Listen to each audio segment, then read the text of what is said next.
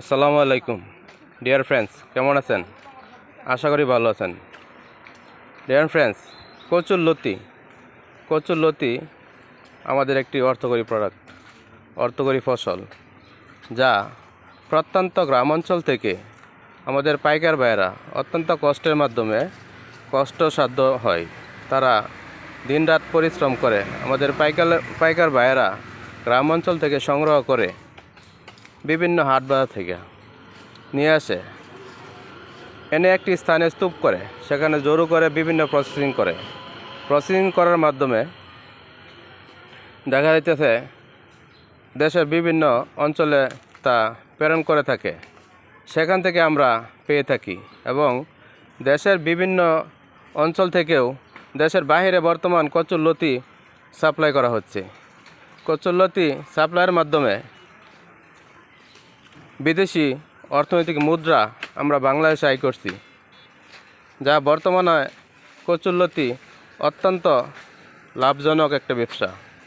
একসময় পাটকে আমরা সোনালী আঁশ বলতাম, কিন্তু এখনকার সময়ে কচুরলতিকে প্রধানত আমরা সোনালী আঁশ বলবো, কেননা এটা একটি 12 মাসি ফসল, এটি 12 মাসই করা যায়।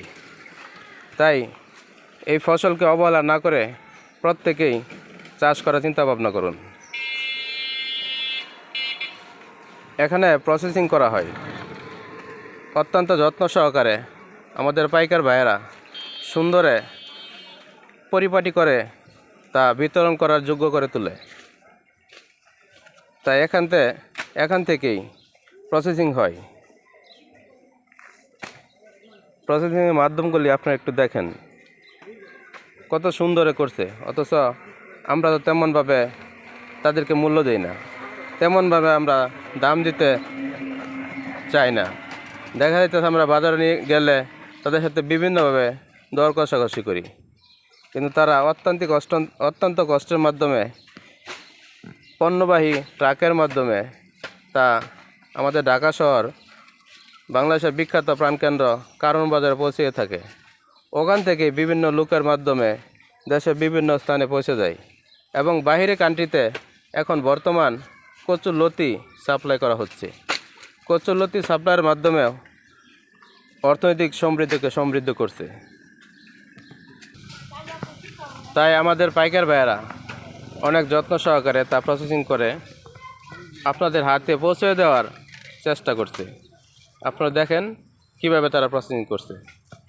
প্রসেসিংয়ের মাধ্যমগুলো অত্যন্ত সুন্দর, কিন্তু আমরা তেমনভাবে তাদেরকে মূল্যায়ন করি না, অনেক অবহেলার চোখে হয়তো অনেকে দেখি, কিন্তু এটা সম্পূর্ণ ভুল। তাদের মাধ্যমে আজকে আপনারা হাতের কাছে পাচ্ছেন। তাই কচুরলতি অর্থনীতির একটা গুরুত্ব বহন করে।